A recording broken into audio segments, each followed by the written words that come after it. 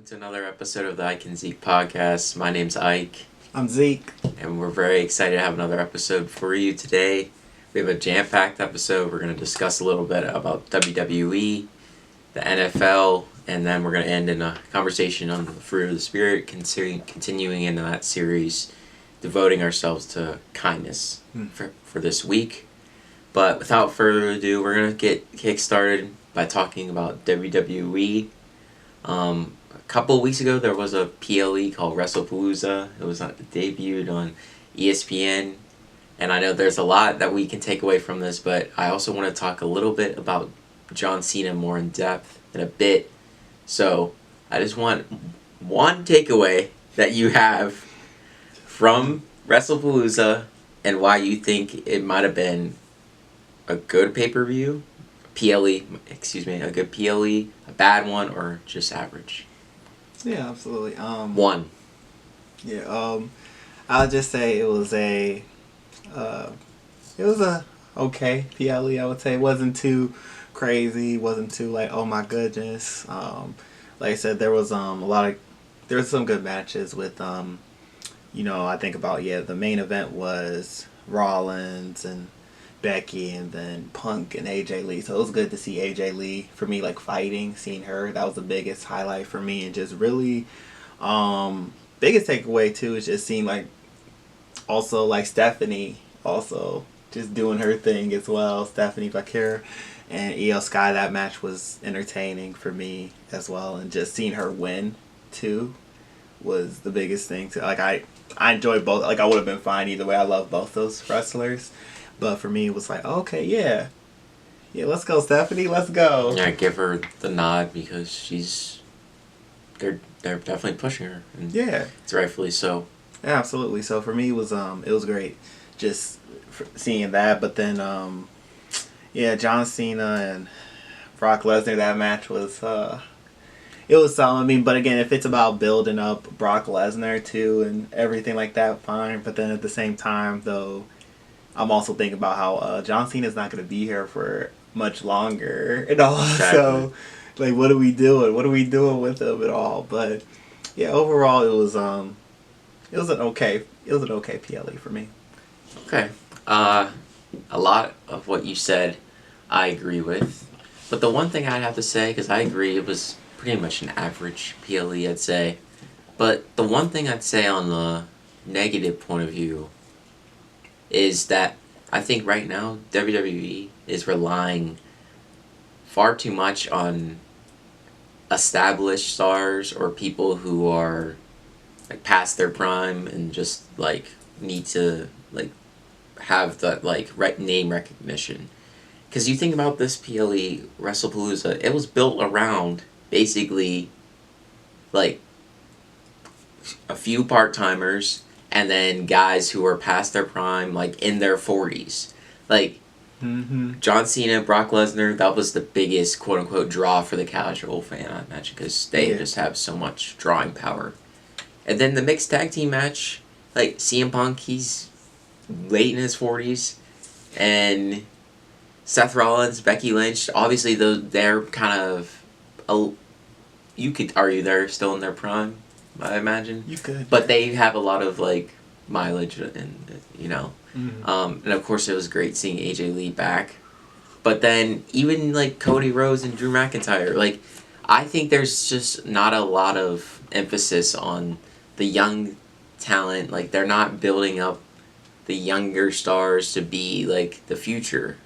And I think that's kind of something that a lot of people thought was not good with Vince McMahon. And people thought having Triple H in control of creative booking, they thought he was going to change that. But now they're kind of still going back to that. And I don't know if that's because of him or is it because of TKO. Yeah, I mean, I think it's a little bit of TKO for sure, because I think for them they're thinking dollars more than anything. That match, they're just thinking about dollars and how they can make money, and it was a surefire way to get that. It's John Cena, CM Punk, Seth Rollins, name recognition. And I mean, I think, because I think about also how they'll say, "Oh, it's NXT. Like, go watch NXT if you want to see young up and comers and everything." And even that still is like, no, like I want to see certain people from NXT going off right now. Like, I want to see a Carmelo Hayes going. I don't want to just, and even you could, I guess you can argue Braun Breaker is doing a little something, but even then, it's still not like. I mean, again, it just takes time. He has to put in time, I guess, but it's still like I think that, yeah, WWE's relying heavily right now on name recognition, right now, especially in the time that they're in right now. And again, eventually that's going to be a problem because again, if you're pushing and pushing all these older people, like, they're going to get injured eventually, and they're going to be run. And then it's also going to be like when you do introduce a new up and they're going to be like, why should I care about this person? Yeah, who is this? Yeah, exactly. Like, why should I care that? Yeah, they're here. They're doing something special, and also. Like, who would you say? We're gonna transition to something else in a second, but who would you say is the biggest draw from a woman's perspective, like on the women's side? Who's their biggest draw? Who's their biggest draw? I think they got a lot of draws. I mean, like I want to. Like, I have an answer, but I want to know. I know what your answer is. Okay, just tell me. I mean. You don't have to be different. You can just admit it. You don't. You can. I mean, okay, like, I feel like their biggest draw right now is, I mean, you could say, it's Rhea Ripley. Okay, and then so why isn't she on the card? Why is she on the card? You could say Stephanie Bakura, because like I think Stephanie Bakura and then Io Sky are the top like 5 people right now. You could argue right now for women's wrestler. I agree. I'm talking about right now. I agree that Stephanie Bakura is like a great in-ring wrestler, but I don't think she has the. Like, she just got here. I don't think she has the drawing power yet. Well, no, I'm just saying I think they've done a great job of building her up organically. Like, I'll give them that as far as, and I feel like she has the potential to, like, I think they are trying to make her a top one. I mean, she's the world champion right now for a reason, and everything. Yeah. So that's why I'm saying that, like, at least top 5, because it's obvious she was popular enough to become the world champion and everything too. Like, they wouldn't. Again, we just talked about how TKO cares about name recognition and all that, and so I know what you mean. Yeah, so they were like, okay, we're gonna give it to Steph, because again, it was like Naomi, she got pregnant, so it was like, okay, they could have easily given it to Io Sky, they could have easily, again, like you said, Rhea Ripley, but they were like, oh no, okay, we'll give it to Stephanie instead. That's fair enough. I just think personally, it's a crime, in my opinion, to just not have your biggest draw on the woman's side. And then the men's side, people can argue with this all they want. They can pretend that I love Cody Rhodes, but Roman Reigns is still their biggest draw, even now, even when he's not. So not having them both on your debut PLE for ESPN when you're trying to draw the most, I don't think it's a wise decision. But I want to transition to something really quickly. So John Cena, we know he's approaching his end date. This is his last year before he's sadly retiring as the greatest of all time. But I want to get your thoughts on what you think, or who you think should be his last match in his retirement match. And I want this to be, obviously, I got a lot. Got to think about it. Yeah. But come up with your best option. The last one. Yep, his retirement match. I mean, I think if you want to be, because I'm trying to think, do I want to see him win on his last match, or do I want to see him lose in his match? That's what I'm thinking about too, because it's like, do we want to see him going out on top, or do we want to see him just handing off the torch to somebody again and everything? So, for me, I can see it being, because that's a lot of pressure too. Like, so I feel like they want to give it to someone who's very seasoned, and the match is going to be good. And it depends on what type of match John Cena wants to have too. Like, does he want to have a top? Like, what's the last? What's the last match? Like, what's his last? Saturday Night's Main Event. Saturday Night's Main Event. So again, I think it's just about how he wants to go out on top. So I would say Do you still need to think? Because I have mine in mind. Okay, yeah, go ahead, yeah. All right. I have a couple. I'm just trying to go. I think this story is already ready made. It's actually kind of perfect. He has history with this person dating back to kind of the best run of his career, I'd say, honestly, from an in-ring perspective. Yeah, and that's Seth Rollins. Seth Rollins is his last. And I think it works because, John Cena's been calling himself the last real champion for this run that he's been doing for this past year. And it works because he could have a big, recognizable title match, possibly, against Seth Rollins if he still holds the title up until, December or so. And both outcomes work, I'd say. Because if you have John Cena go over and he wins the championship, he's just going to leave and vacate it, and he'll just go back, and it'll be a good potential tournament match where you could just have a new champion be crowned.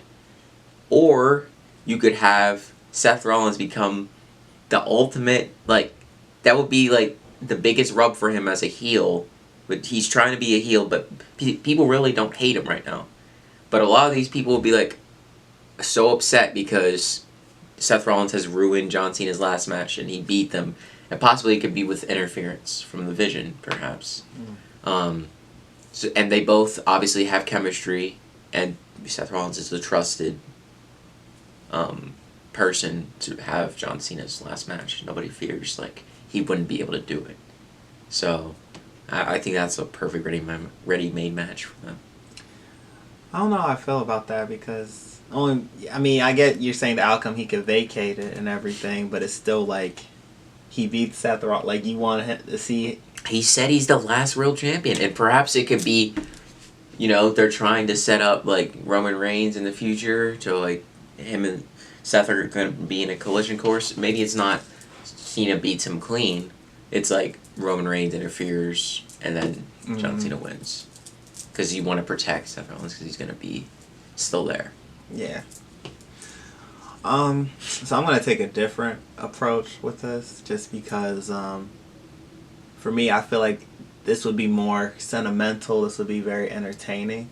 And I wouldn't mind seeing Dirty Dom, honestly. Him and Dirty Dom fight. I know, most people are going to be oh, no, we don't want it. But I think with the big thing with John Cena is, not thinking about, long-term storytelling or anything like that. But just him, he's somebody that wants to put people over now. He's not in a place where he wants to die. He's already been a champ.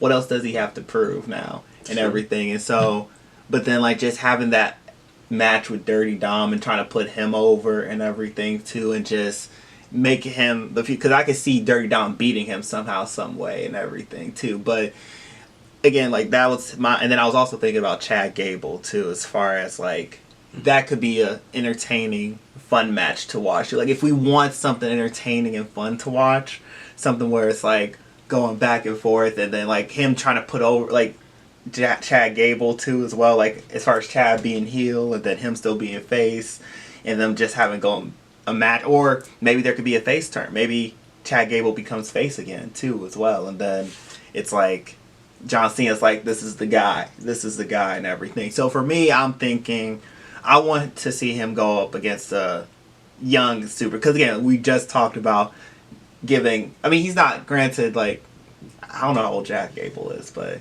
he's not an established main event guy. Yeah. And even I think about LA Knight too, I know it's not it's not the prettiest match and everything. I know a lot of people will be oh, it's not pretty. It's not oh, yeah, Seth Rollins versus John Cena, or John Cena versus AJ Styles, or John, all the, why is he doesn't need that though. If he doesn't need it, but they want But why do we need that? Why do we need that? Because it's John Cena. He's the greatest of all time. You want to have a match that for his last match that is fitting. That befits If the that was spectacle. if that was the case, then he would still be champion. Then, like, why not take the championship away from him? Okay, he doesn't need the championship, but So then, why does he need like a you championship still need to have match? high profile matches. That's why they had Brock Lesnar fight him. That's why they want AJ Styles fighting him. That's why he's probably gonna be in the War Games match. I imagine that's gonna happen. You need to have somebody. I argue like Braun Breaker if you want to do somebody feud like who's like not established, like that catapults him. Yeah, Braun Breaker would completely. be cool too. But yeah, those are good thoughts. But we might have to table this for another discussion later because as it gets closer and closer to his end date, I think we'll have to discuss this more in depth. Yeah, definitely. It'll be interesting to see what WWE goes with as far as do they just want. Again, do they want it to be a spectacle, or do they just want it to be like, okay, like something like just John Cena might be like, I don't have. Again, he's not gonna care either way. No, he'll be like, whatever they'll y'all do. What give do me, they do? Yeah. Yeah, whatever they give me, they'll give me. So it's up to them to decide ultimately. All right, guys. We had an action-packed weekend this Sunday or past Sunday for NFL. A lot of games that we can discuss. We could go in depth on pretty much the whole slate of schedule of games that happened yesterday. But in my opinion, I think we have to talk about two games in particular: the Ravens and Chiefs game, and then the Packers and Cowboys. So both games were entertaining in different ways. For me, I think it was favorable on my end for the Ravens and Chiefs, but that's just me. But we have to have a discussion first and foremost, I'd say, with Packers and Cowboys ending in a tie. I think I'll start because I did not have this in mind at all. This outcome was not something that I foresaw. I didn't think the Cowboys would be able to score as much as they did against the Packers. I thought the Packers defense has looked like the best in the league thus far. And, it was a shootout. And then you got to credit Dak because CeeDee Lamb was hurt going into the game. Obviously, the Cowboys defense is not good at all. It's pretty horrific, actually. So, Jordan Love was going up and down the field. But it was an entertaining game because I love watching shootouts. But were you surprised by the outcome? And before you go, I just have to say this: I hate ties. The NFL should just keep letting them play.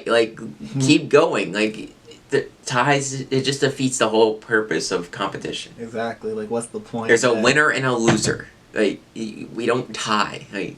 So that's it. But I'll let you just discuss what you thought about that game. Yeah, it was a good game. Yeah, crazy game for sure. Yeah, I didn't have high expectations for it because I thought the Packers were gonna.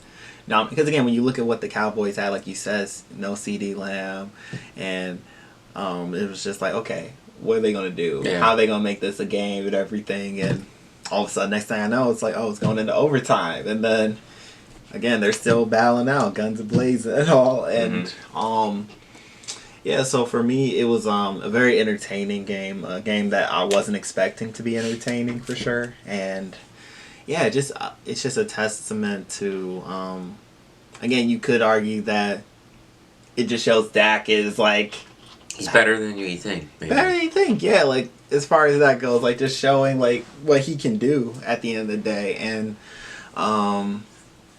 yeah, I was just really surprised by the Packers defense for sure. As far as not being able to stop them, no, and so because you might have thought that with Micah Parsons.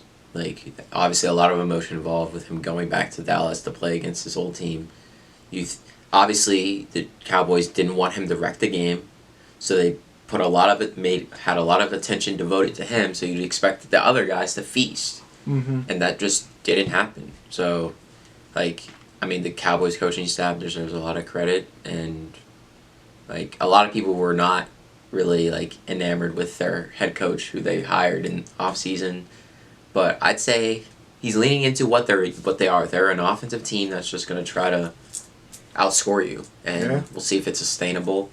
But obviously, that game it might have been the game of the week in my opinion, or game of the weekend. But Ravens Chiefs, I think, was the game of the week that people were coming into the season, that people were ready to write the obituary of the Chiefs, say they were done, they were finished.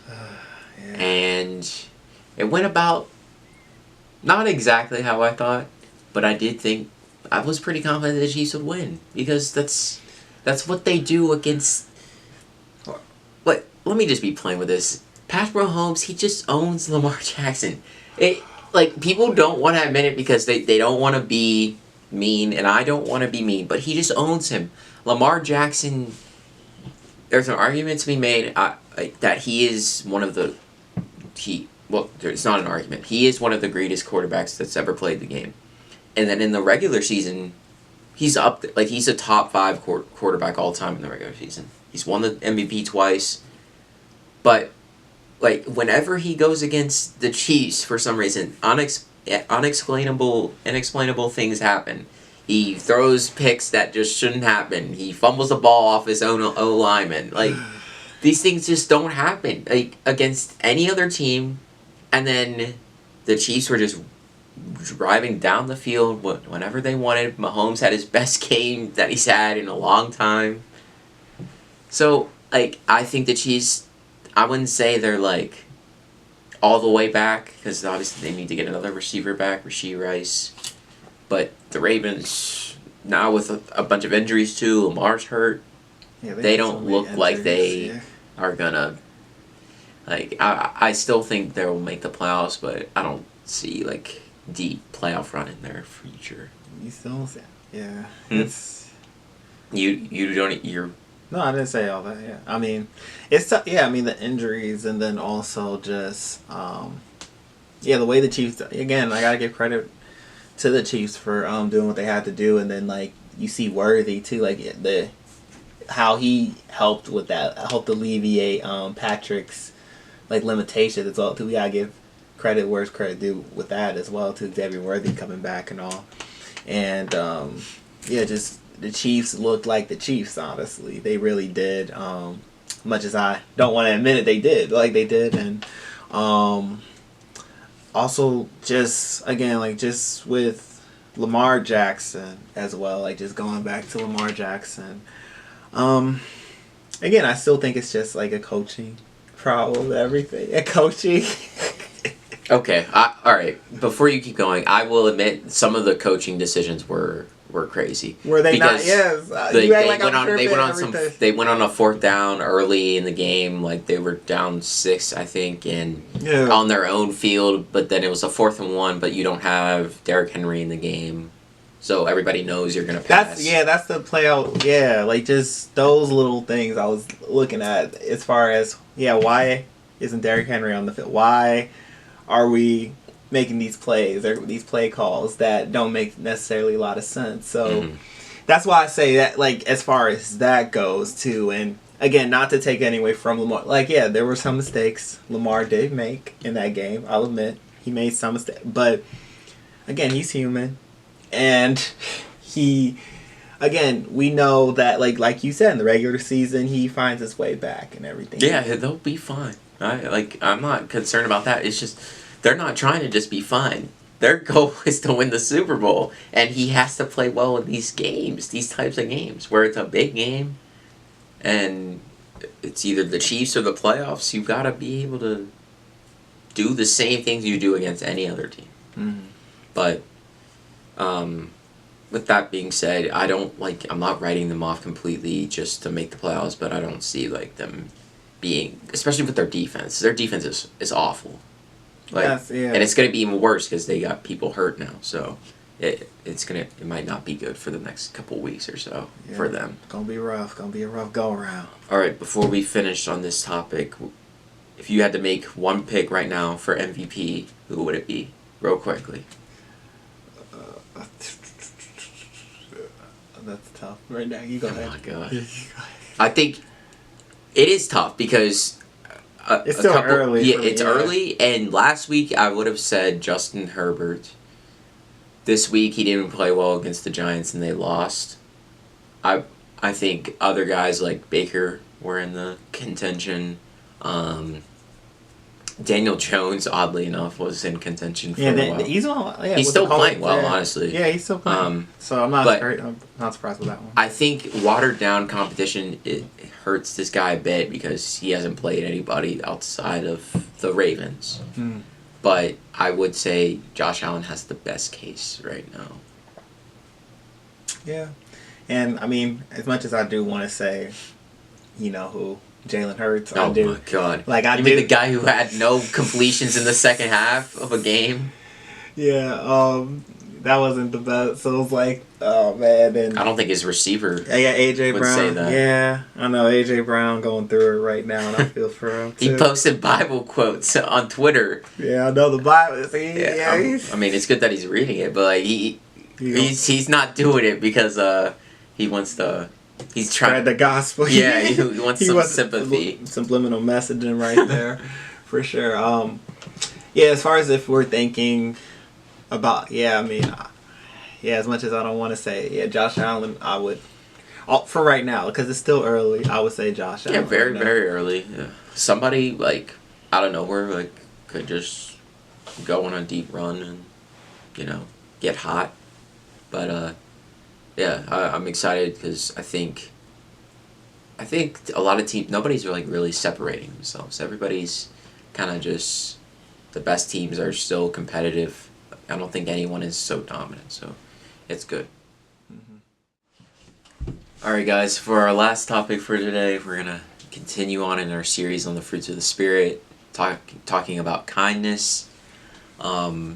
So without further ado, I'll get started. I think that kindness is something that we have like a preconceived notion of what it means. And a lot of times I think really with all these fruits of the Spirit, you have to go directly to what the Bible says. And so in Proverbs 21, chapter 21, verse 21, it says, "He that followeth after righteousness and mercy findeth life, righteousness, and honor."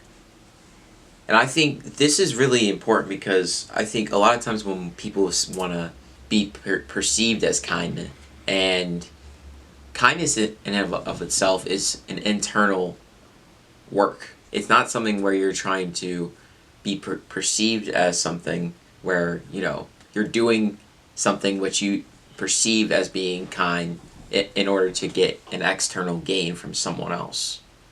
Really, the Bible tells us that we're all inherently selfish. We all have our internal desire to want to please our flesh.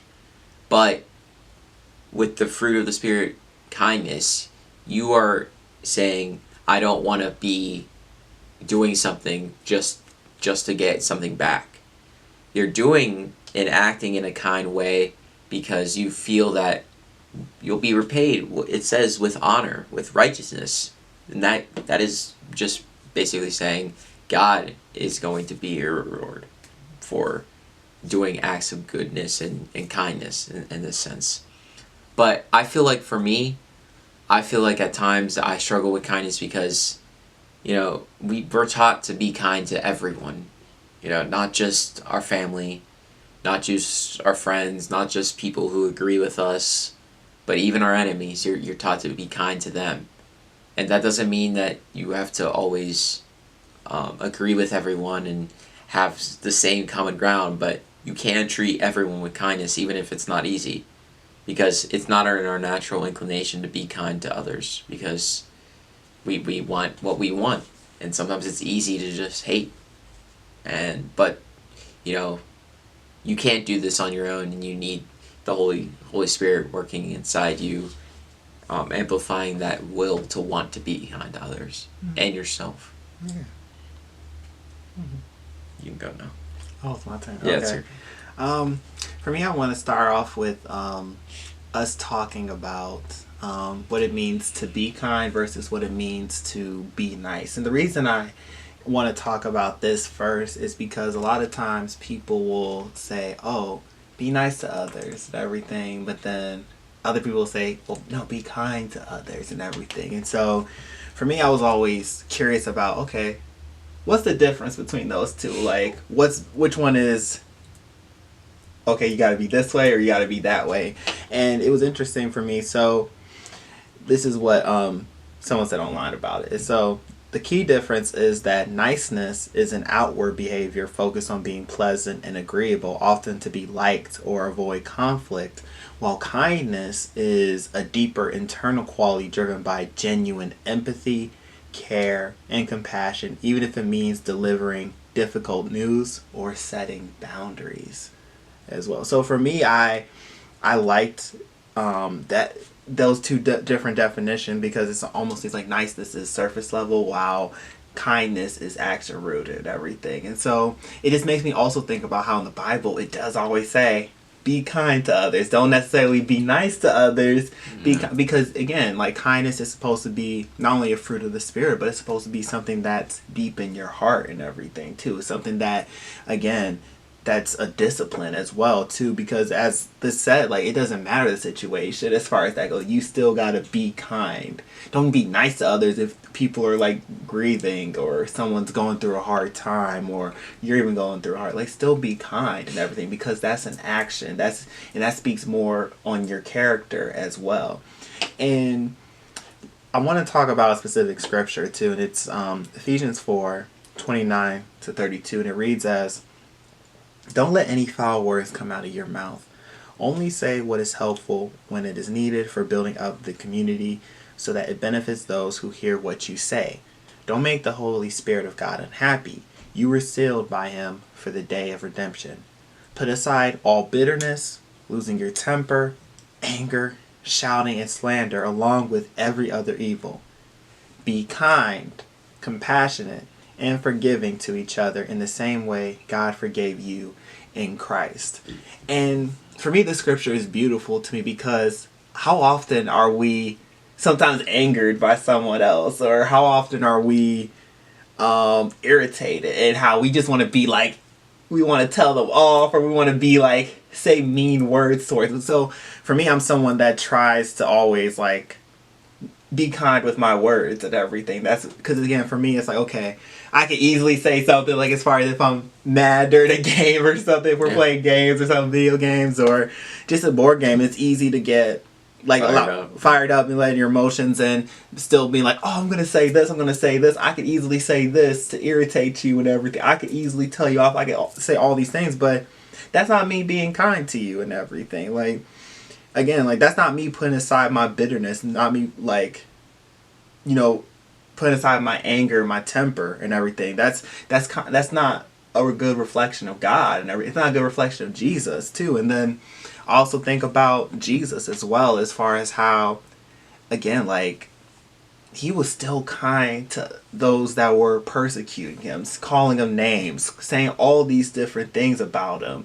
He was like saying to himself, saying to God, forgive them, for they know not what they do, and everything too. Like he was still thinking to himself, I'm still gonna be kind to you. I'm still gonna be compassionate. I'm still gonna be forgiving, even though you're hurting me, even though you're saying all these things about me, insulting my character, all these different things. I'm still gonna be kind to you, and all. And again, that just goes to show how kindness is really a discipline. It is a discipline similar to self-control, love, and patience. It's another discipline, because it is not easy to be kind to people that are hurting you. It's not easy to be kind to people that hurt you time and time and time again, you know. And it's like, I still gotta be kind to them, God.